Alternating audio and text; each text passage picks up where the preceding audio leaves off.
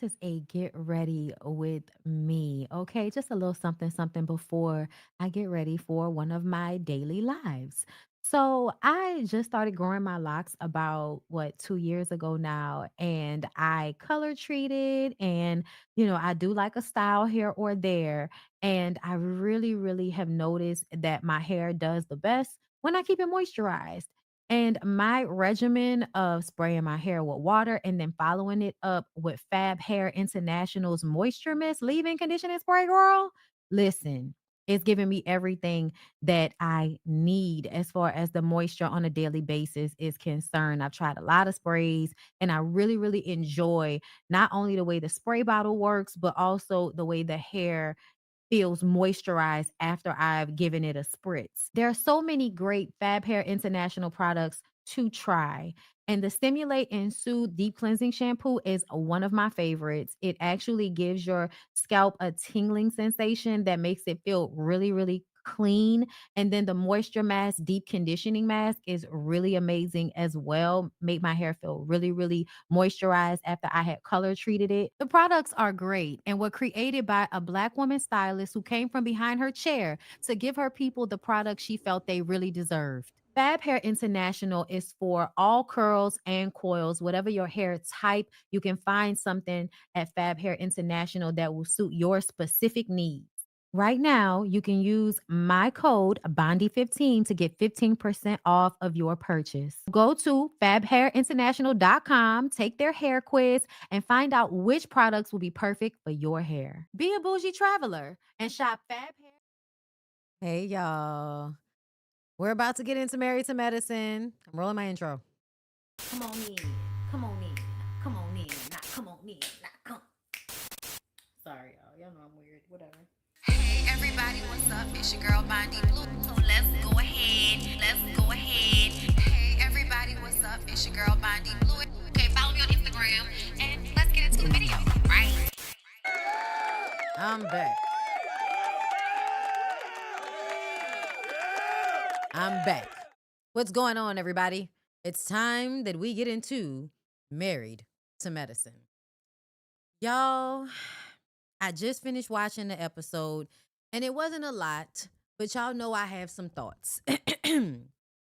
Okay?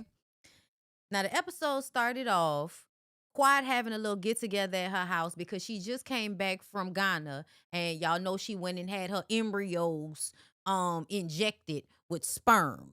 And the idea is that these embryos will grow to fruition so that they can put it in her uterus. And then she would then become pregnant with King's baby. That's the story, okay? We gonna come back to King and his baby later. But either way, Heavenly and Toya got into it. Toya isn't there, but Heavenly is there. So we have to talk about that. It's Contessa, Angel, Quad, and Heavenly, right? Heavenly and Contessa are getting along. Okay. Listen, I'm happy for it. Once again, Contessa shows up and we don't know what she's dressed for, but she's not dressed like anybody else in the room. She wants to stand out, just like her titties are standing apart from each other. I don't know if it's supposed to be that way. Either way, later on in the episode, when she explained the way her children sucked off her breasts when she was breastfeeding, it made me so very, very grateful that I was on birth control for so many years of my life. Made me very, very grateful. It sounded like it hurt. And then y'all call moms, predatory if they walk around with nothing over their nipples in their house because you're not supposed to be exposing your titty balls to your kids apparently. Otherwise, you being predatory. That's what they saying on TikTok, girl. I don't feel that way, but that's what the hoes are saying on TikTok. It's a scary time that we all live in.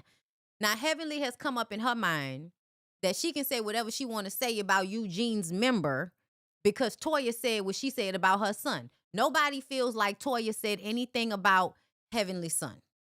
Okay? We looked at the text message and the text message said, what she said? You should focus on your own family, especially on camera. I'm sure they need the same support from you. And I'm not even gonna front on you. I don't know if she meant that to showcase the way Heavenly is so worried about the child that has went no contact with her, that she not really worrying about the other kids as much. I'm not sure. Either way, your son was not mentioned in that shade. It was not. But y'all know how y'all do. If somebody says something about a kid and you don't like it, all of a sudden they're talking about the kid. Y'all know how y'all do. Right? And then Contessa says, well, why are we still talking about your son anyway? This happened years ago. She said, well, it came up on the blogs. I don't know what Contessa was trying to do there, but either way, it was a good, deflection. Let's move on from there. We get into how Simone apparently has been digging up information on everybody. I'm like, why y'all acting like Simone the only one that doesn't? Don't y'all all dig up shit on one another? And then if one of y'all does dig up dirt on the others, y'all disseminate the information throughout the group. So let's not act, okay? Let's not act like we some goody two shoes or something like that. All y'all do conniving weird ass shit in this friend group that y'all have. All of you, all of you, all of you. Okay?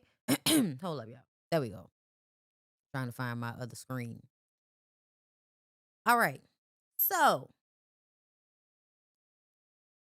Mimi and Steve.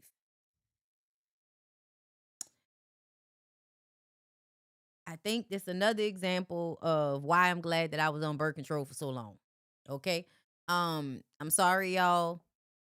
Having autistic children that beat the shit out of you, that seems so stressful. All right. Mimi came home with the son. They didn't let the little girl Savannah go and spend time with her grandmama. Thank God. Okay. Because the little boy likes to beat up on everybody. Okay. We saw the little boy beating up on Savannah. And so Savannah got to go to grandma's house so she could, be at peace. Jesus. And then here is Steve and Mimi. Mimi said she just came home and she had the little boy in the car with her.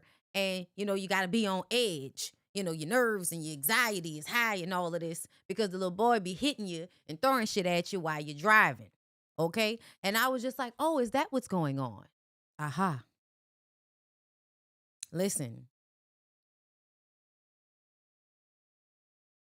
I believe the children are our future. Teach them well and let them lead the way. Show them all the beauty they possess inside. Give them a sense of pride to make it easier. Let the children's laughter remind us how we used to be. Everybody's searching for a hero. People need someone to look up to. I never met anyone who fulfilled my needs. A lonely place to be. So I learned how to depend on me. I decided long ago never to walk in anyone's shadow. If I failed, if I succeed, at least I'd have my dignity. Because the greatest love of all inside of me. Yeah, yeah. Free Savannah. I pray for the parents. I pray for the parents, okay? I pray for patience. I pray for endurance. And I pray that your children eventually stop beating the shit out you. Okay? And I hope that you don't start beating the shit out your kids because they beating the shit out you. You know what I'm saying? You know what I'm saying? In this situation, right? I'm praying for these people. It's very, very difficult situation. And Steve is very good with the boy. Okay. You got to have a big man that can, manhandle, a violent child. You know, shout out to my homegirl, Kai. Okay. Kaisha, hold up. Okay. I support my friends and shit. Aisha has a book. All right. This is her book right here, The Struggle Within by Kai Marie. My girl wrote a book about her life, but she is also a social worker and she works with a lot of kids that have autism. Okay. And she told a story and her close friends today about a child that was beating her ass. Okay. And the way she explained what she did in order to like circumvent the moment is that, you grab hold of the child's hands and stuff, right? To stop them from hitting you. And then you like, squeeze, not to hurt them, but to like generate movement in the body, to soothe, you massage, okay? And they might still be trying to beat your ass, but you just keep squeezing and you keep massaging and you keep rocking, right? This is meant to calm the anger that is in their body. Okay, you take their hands and their little wrists. You're not trying to hurt them, but you're trying to like, you have to outpatient. You have to outpatient them while they beating your ass because they kids and they got autism and it's not their fault. Okay, you the one that got fucked. Okay, so you gotta have that in your mind when you have these kids. Is that, hey, I really wanted to be somebody's mama. I got fucked. And so now I got a kid and the kid beating my ass and I got to get him to a point where he's not beating my ass anymore. And so I got to take him and I got to, hug him and take his arms and I got to squeeze him a little bit until he calms the fuck and I got to rock him until he calms the fuck down. Okay? That's what my friend said that she did in order to work with the child, and it helped. Child eventually calmed down and stopped beating the shit out of her. Okay. None of us understand how y'all do it. Okay. We know having children is difficult.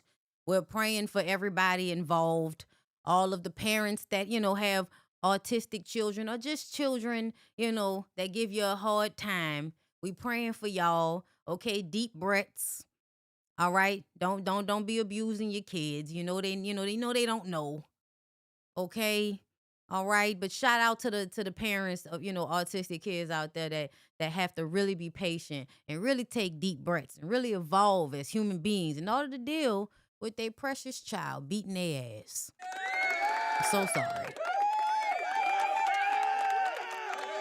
I love y'all. So Heavenly meets her brother. Y'all, this was very interesting to me. Apparently, Papa was a fucking Rolling Stone. Okay? I hate the fact that I want to laugh a little bit about this, but it's also because what happened in your childhood that made you think that your father was such a good man that this, really ruins, like I'm telling y'all right now, I do not think my dad was reckless with his sperm enough to win and have gotten somebody pregnant and didn't take care of the child. My daddy already had two different families. It would not, and he was very prideful, right? And prideful about taking care of his kids. My dad was a boomer. Born in 1948, okay? You don't do none of that abandoning your kids puss ass shit, okay? My daddy is the original, I'ma take the kids from you, bitch, okay? I'ma take the kids from you. You're not stable enough. And it's gonna hurt your feelings when I take these children from you. But yeah, we gonna break up, bitch. And I'ma take the kids and I'ma raise them until they wanna come with you. And then they can come with you when they want to. But they gonna be here, okay? The children stay home, okay? You can leave, but the kids stay home. This was my part, okay? He's the original Dwayne Wade, okay? He's the original bitch, please. I will take my kids. You can go, okay? All right? But at the same time, because I do know him and I know how in one moment he could be so nice and so sweet and so considerate. And then in the next, he can be one of the most annoying, abusive, disgusting motherfuckers you will ever come in contact with. And you were hoping that you would have had a moment to roll him down a flight of stairs, but the motherfucker died before you could. Okay? So, you know what I mean? I get it. But if you had a father that was a man, I don't understand how you could create a pedestalization in your mind. That means when you find out that he did something that most men do, cheat, you all of a sudden are like, oh my God, I will never look at niggas the same. I said, Heavenly, what?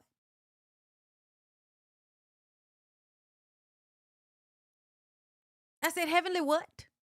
You mean to tell me you finding out that your daddy, the deacon, a fucking deacon, nobody's fucking more than the deacons. Like, are you serious?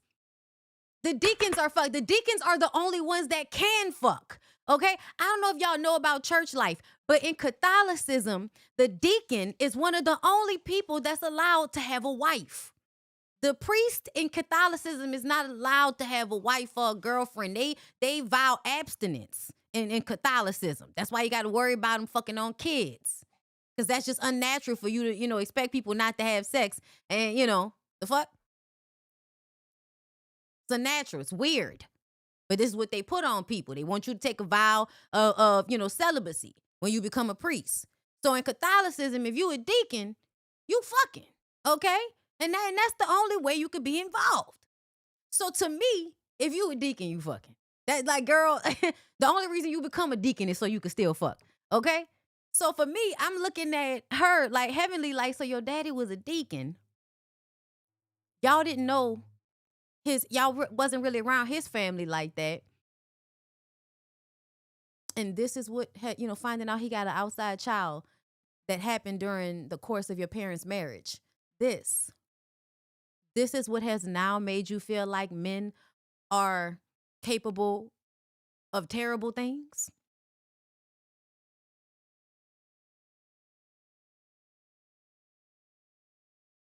I don't know, y'all. I don't know if I can take that seriously because that doesn't like how old. Like, you 54 years old. This is what did it. This because she was like, my dad is like the best guy I know, and I'm just like, and that made me look at men differently. Finding that out, really.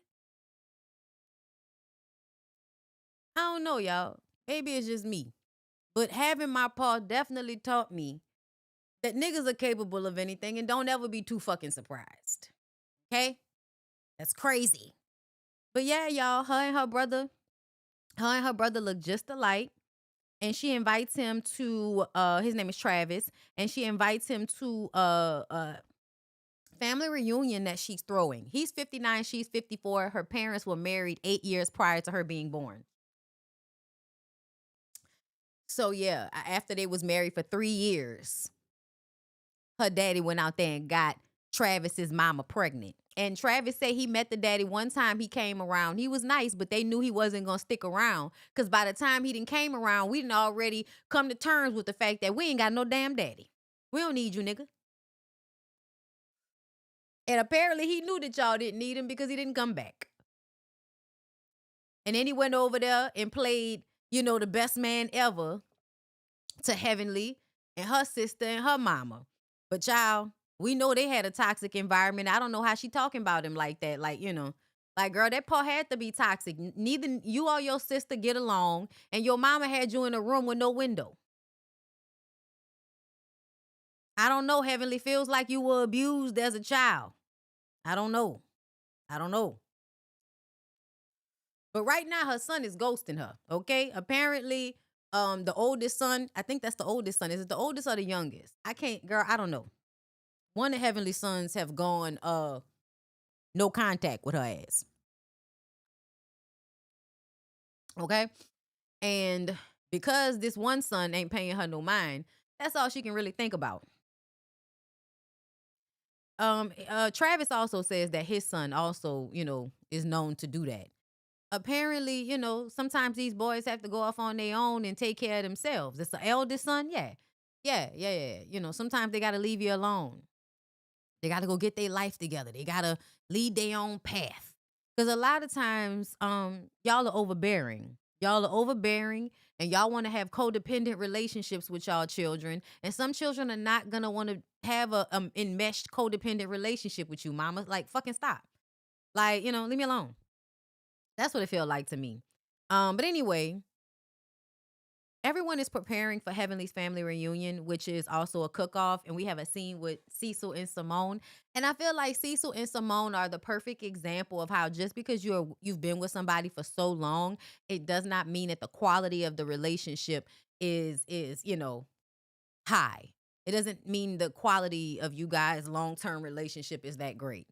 Because the way they had this conversation and then found a way to laugh out of it without resolving anything, that was very, very interesting to me. So while they're cooking, Cecil jokes about how Simone used to cook everything out the box. And she says, yeah, y'all ain't never appreciate what I did. And then that leads her into saying that she, has never heard anybody come up to her and ask her, how can they take something off her plate? How can they make her life easier? And so then, because Cecil is emotionally immature, instead of hearing this for what it is, which is, you always take our son's side against me, and this last time you really should have been on my side because I'm the one that's working to pay for things.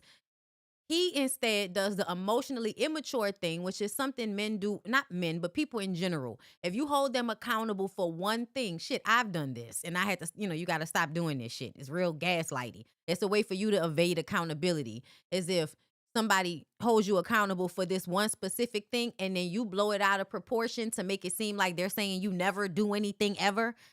You know what Simone is talking about. So now instead of dealing with what she actually is asking of you, we're going to have an argument about the fact that she said something that pissed you off because you do help her. You cook and you clean. And when you cook and you clean, that takes things off of her plate. She's talking about with the boys, but you want to play semantics so that you don't have to actually deal with what she's saying. You don't protect her. You don't take her side. You don't support her when it comes to how y'all deal with your sons. And you're doing this passive aggressively and you never want to be held accountable for it because it makes you feel bad about being like terrible to her. You would have to actually admit that you're being malicious in not wanting to resolve things so that you can keep sticking it to her and using her at the same time. So you can stay comfortable in the dysfunction of you guys' relationship. Because if y'all were to actually have a conversation where you had to resolve it, then you would have to exhibit change behavior. And Cecil doesn't want to exhibit change behavior. He doesn't want to have to really look at the fact that he's not the good guy he thinks he is. Because a good guy would not gaslight his wife about the support he knows that she's asking for. You had this conversation with your brother. And now you're going to sit up here in front of this lady and act like you don't know what the fuck she's talking about. And act like, well, you can say something that hurt my feelings and apologize and we move past it. I can do the same thing. That's childish as fuck, Cecil. That's very, very childish, and we're never gonna resolve anything like that. And then y'all have a word. You knew I was loud, and well, you knew I wasn't gonna agree with everything that you gotta say. Yeah, but I thought that you would have my back when it comes to things like this. But no, they laugh it off, and nothing is resolved. So I'm sure we'll be having this conversation again because we've been having the same conversation their entire relationship. It seems it's just something that's probably gotten louder in recent years. Okay. Talking about, I'm tired of giving a fuck about people that don't give a fuck about me. And also stop being passive aggressive, Simone. Like you do passive aggressive shit. You should be straightforward and you should stop pretending like everything is okay because that helps Cecil to not have to be like accountable for what you're asking of him. Because you can go to the party and laugh and smile and have a good time and act like nothing happened, which makes it seem as if y'all relationship is intact or healthy in some capacity because you can fake it the best. Oh Lord. Heavenly's family reunion. So, of course, the oldest son that went no contact did not come. His brother did talk to him. So, he's in communication with his dad and his brother. He's just not talking to his mom. Uh I imagine that she has texted him and apologized because she does all that baby talking shit. Did you talk to your brother?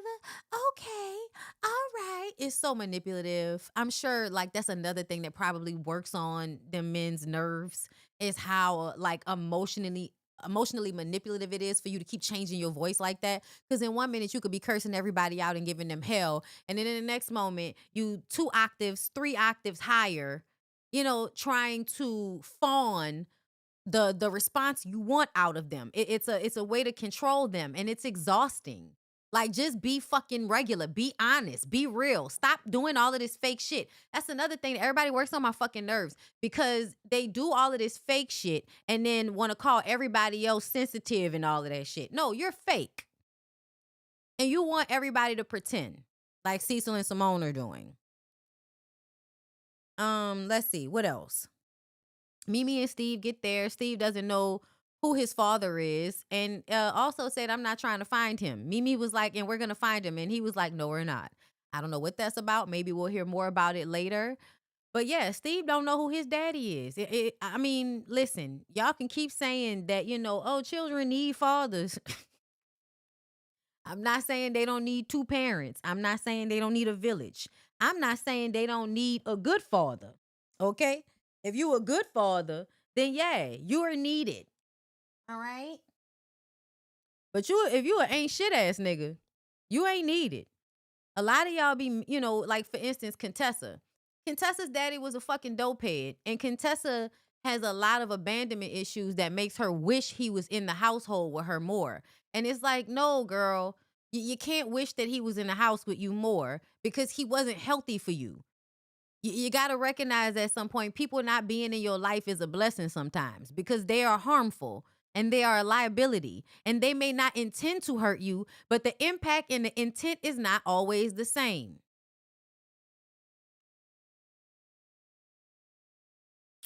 Quad and King get there in a Ferrari. The production asks Quad if she bought the Ferrari because she didn't want Simone to look up the VIN number on her Rolls Royce, as if she has not brought it around so many damn times. But I do feel like that was a way for Quiet to switch it up just in case that's what you was gonna do, bitch. Because we was all gonna be outside. Like every other time, bitch, we ain't outside. You ain't by the cars, just happenstance. We down to the park. You might be out here with the cars for no reason, okay? Um, Angel showed up with a little friend of hers, and Toya says, what she said? I thought your hot girl phase was over. And I'm like, so because she brought a friend to this event, that means her hot, like, what did you mean? Like, so because she wanted to, that's why I said, girl, Angel, stop telling people. Didn't I tell y'all, stop telling people that you looking for a man and you want to find a man and all of that? Girl, stop. Don't say that shit. Don't say that shit. Because this is the type of shit you get yourself involved in with other weird ass women, right? Because Toya didn't mention 5 million times that she won't hook Angel up with somebody. And then we at this event, you see this girl with a man, and then you bring it up in front of him. Oh, yeah, so you must have heard that I was gonna hook her up with somebody. That's why you here now, huh? Like, girl, what the fuck is wrong with you? Like, oh my God. Like, Toya, maybe you needed to like masturbate a little bit more. Maybe you need to start taking edibles. I don't know. But you need to chill the fuck out. Like, you need to chill the fuck out. Let me tell y'all something. Angel is from New Orleans. Angel absolutely knows how to handle wild animal type people that you could tell trying to, find something humbuggish. Like they trying to find an end to start a big old fight with you. Like people on reality TV do the same thing that New Orleans people do all the time, try to bait you into a fight. Yeah, girl. Girl, if you from New Orleans and you not one of them people that's always fighting, the one thing you've learned how to do is not be baited into unnecessary quarrels with motherfuckers that's looking for a problem. Okay? Yes, girl. Okay, do what you want to do, girl. Listen, we will hit you with that so fast, girl. What? Argue for what? Okay? For why? Heavenly's brother Travis gets there. Toya asks, so you made up a brother? Toya. Mimi and Toya say they would not be accepting any family member that just dropped in on them. And I'm like, why?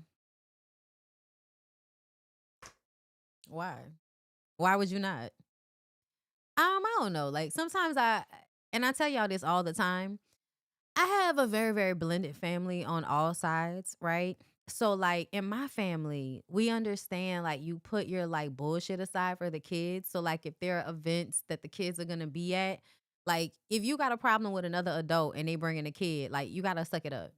You gotta suck it up, bitch. You can't be having no fight and no argument and acting like you don't want the kids to be around each other because you ain't, you fucked this lady husband or this lady fucked your husband and now y'all back together and all of this. Like, nah, y'all back together. We accepting you make these kids feel accepted around here. Y'all hoes want to get back with these dumbass niggas.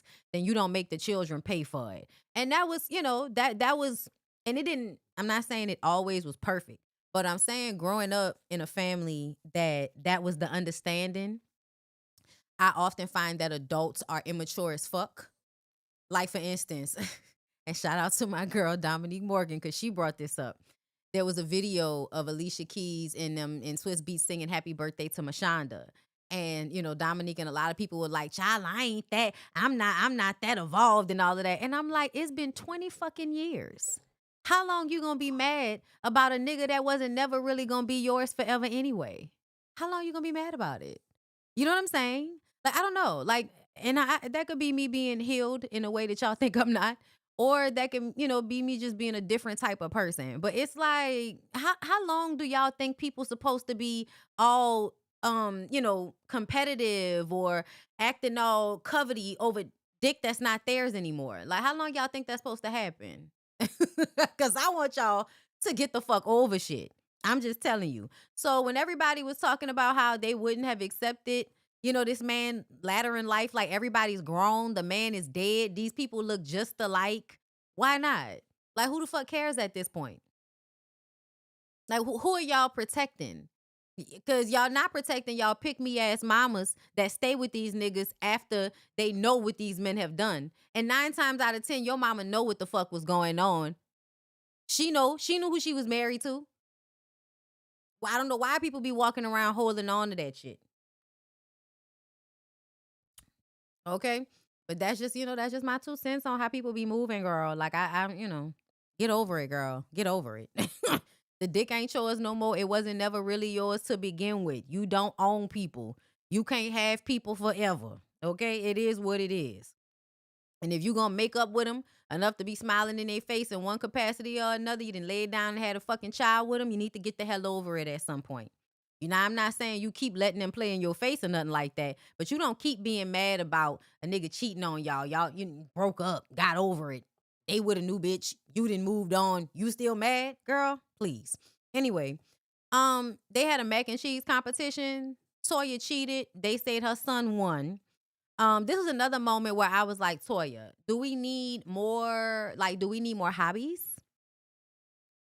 I don't know. It's just this energy that Toya has where, and it might just, girl, that might just be how Toya is. It may not be that something's going on where she has all of this, like, I don't know, like it's a lot of low key underlying hostile energy that translates to high energy, but like in a competitive, talking a lot, like, girl, what's going on? Like, you know what I'm saying? Edible, somebody.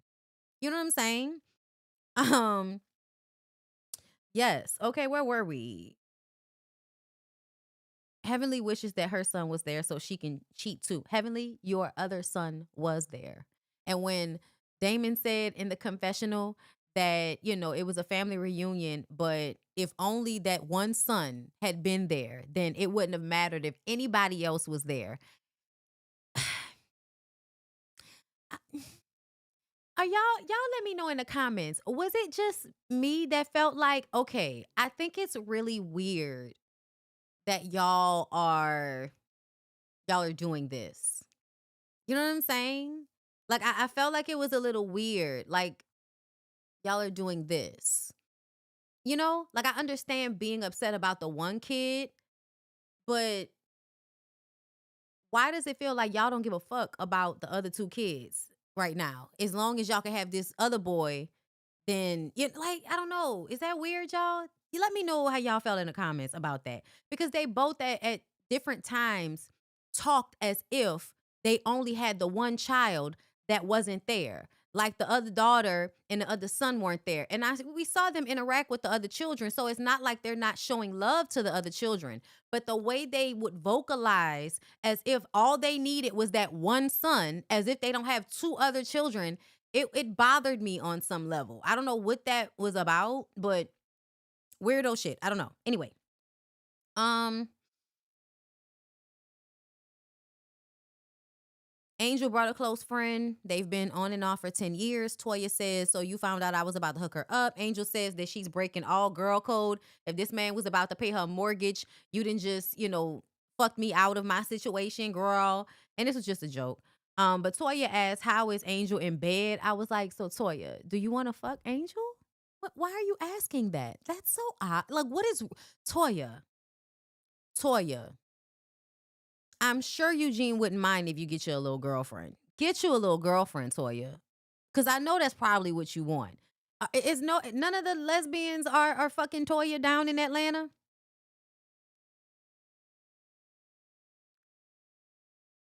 Come on now. If the studs are bisexual, then y'all have to have somebody out there that will go over and relieve some of this stress that Toya is going through right now. My God. I don't know what's going on, but it's a lot of underlying sexual tension that be going on with the bitches on Married to Medicine. Girl, Why is you asking how this lady is in bed? What is going on? Shit. I know Angel is beautiful. Angel is a beautiful woman. So, I mean, I could see it. I could see you wanting to see what's going on. Okay? I could see you maybe want. Okay? All right? Everybody had a good time. And Cecil did make it a point to point out that he and Simone are able to have a good time even if they just had a drag out fight in the car before they got there. Okay, so y'all still arguing. Great. It was a good time had by all. Great party, Heavenly. King goes to the barbershop and talks to Eugene and Cecil about going back and forth to Ghana 5 times and how he thought it was going to just be a one-hitter quitter. He didn't think it was going to be all of these different trips and all of this shit. And then he specifically says that he's centering her and neglecting himself. And, you know, he knows that that's what he has to do right now. It's almost like a guilt trip. Like, I am expressing to you how I'm sacrificing myself for you right now so that later on when I do something completely out of pocket or want you to not ask anything of me, I'll bring up this time where I told you that I was putting myself last and putting you first. So you're going to have to remember this when I want you to put you last and put me first. That's what King was making me feel like when he was in the barbershop talking to Eugene and Cecil about this situation. And Cecil was like, I've learned that you have to like wait for the right moment in order to express certain things because it's not always the right time. Meaning that don't say this shit while this lady is going through this IVF process. So they get the text message, email, whatever about the 4 embryos, and it doesn't seem like any of them took. So now they're gonna have to do it again. And as soon as Quad starts saying, I thought I was done, King is like, well, hold up. We need to be realistic. I don't know if we can keep doing this. It's very expensive. You have to take a lot of time off, da da da da. And she just cuts it out. I mean, just like something I would say. Oh no, you don't have to worry about it anymore then. If you're doing this just for me and you didn't want to have kids and you was just doing this to support me, please don't worry about it. You don't have to worry about paying for anything. Oh, well, you don't like when you say that you can pay for it on your own and you don't need his help for that. Because, a nigga can't stand for you to tell him how you don't need him for shit after they didn't just acted like they didn't want to do what they agreed to do. So she's like, no, I'll pay for it. You don't have to pay for another thing. And he was like, that's not the problem. That doesn't fix, how often we're traveling. That doesn't fix, how much stress you're putting on your body. This is not about her. And you're being emotionally dishonest by framing it as if you don't want to do this for her. You don't want to do this for you. And you need to just say that instead of trying to put it in a way that you can then emotionally guilt her for it, emotionally blackmail her for it later, because that's what it felt like. Now, I don't know why Quad is doing all of this to have a baby, but, that's that lady business, okay? And that's where the episode left off. I do have a clip from Watch What Happens Live that I want to play, so give me a sec. Because where did you go? Where did you go? Okay. But yeah, girl, I don't know. Somebody asked me if I saw Drewski's skit. I did. It was hilarious. Uh,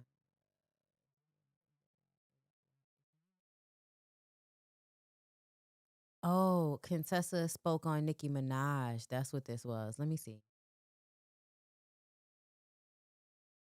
Say one thing that is currently agitating our spirit, Angel. Yes. Performative chaos is agitating my spirit. When there's calm, when there's a good time, and people just have to make a mess, have to be chaotic, that is agitating my spirit. Okay. I love those big words. How I love about that. you, Contessa? Sound like a doctor over there. You know who's agitating my spirit? Tell me. Nicki Minaj. Oh. She broke it's like, I feel like she broke our hearts, right? We were rooting for her, and she just like left us in the dust. So, I don't know, as Barb's are left behind. Very disappointed. Big Potomac Housewives fan. She is. Is she anymore, though? I mean, it's not really Christian, so I don't know, right? We're Obama fans over here in Potomac. Right, so exactly. You know, Oh, boy. we met her spread eagle, so it's just quite interesting to see that Nicki Minaj is so judgmental these days. It's just heartbreaking. It's just. Did you say we met her spread eagle? I mean, do you remember her first album cover? Like, come on now. Okay. Christian values. The thing that's Girl, agitating my spirit is when my kids. Boy toy named Troy used to live in Detroit. Big dope deal of money. He was getting some coin. Kids gang up on me. It's 2 against 1. I'm a single dad. They band together and go at me and just say terrible things to me about what a terrible person I am. It's debilitating. Anyway, kids, I know. I'm on your team. Be on mine. They're not watching. We're all gonna. Did he just say his kids hate him? Went to shootouts with the law, but he lived in a palace. Bought me Alex and the McQueen. He was keeping me stylish. Let me see. Well.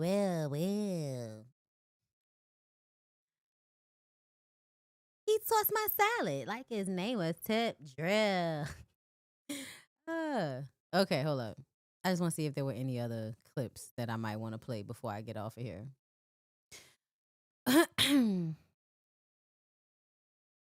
I gotta go watch Love and Hip Hop Miami so I could come back for the members only tomorrow. What did y'all? I'm gonna show y'all a picture. What did y'all think about Contessa's look for Watch What Happens Live? Let me know. What did y'all think about her look? Hold up. I think it looks good. I think Angel looks really pretty. So they both got on stockings. Girl, not stockings. Listen, I'm okay with her looking boring as long as she don't look crazy. I don't necessarily feel like we need the gloves, but if you want the gloves, girl, you can have the gloves. But she did look cute when she was sitting down with the little the lips right here. It was cute. I thought she looked cute. This was a cute look. She's very happy to be thin, though. She's very, very happy to be as thin as she is right now. And I don't know exactly how I feel about that. Okay? And it's not in a way to be policing anybody's body, but just in a way that I am hyper aware of the way. I don't know if it's just me. Y'all tell me if it's just me. This is not to be judgmental, but I do often notice that women that are hyper thin are always worried about being thin. They are super high strung. They often come off as if they're a nervous wreck, like they're full of anxiety about something. And it almost feels like how they eat is and how they, work out their bodies in this hyperfixation on being thin. It comes from a place of needing to control something because they can't control another thing in their lives. And it kind of makes me think about like not being able to control your relationship, not being able to control how you feel in your marriage or in your family dynamic. And so what can you control? You can control food. You can control your body. And so you hyperfixate on being thin or being extremely in shape or something in order to have some type of control, because there's another space in your life where you're being inactive or you are, being a willing participant in whatever is harming you, and you're not fighting for yourself in that space. You don't have any control in that space. So you come into the food space and you hyperfixate in that way. And because we have a society that, is fat phobic and loves people to be uber thin, it's something that you can feel good about. But the way you're doing it is not actually healthy, or the mindset in which you're doing it is not really healthy. Does that make sense? But I'm praying for everybody, girl. It was a late live. I did want to come and get this off my chest, and do the Married to Medicine thing with you guys. I hope y'all enjoyed it. Yeah, I'll be back tomorrow for more. Peace out, y'all.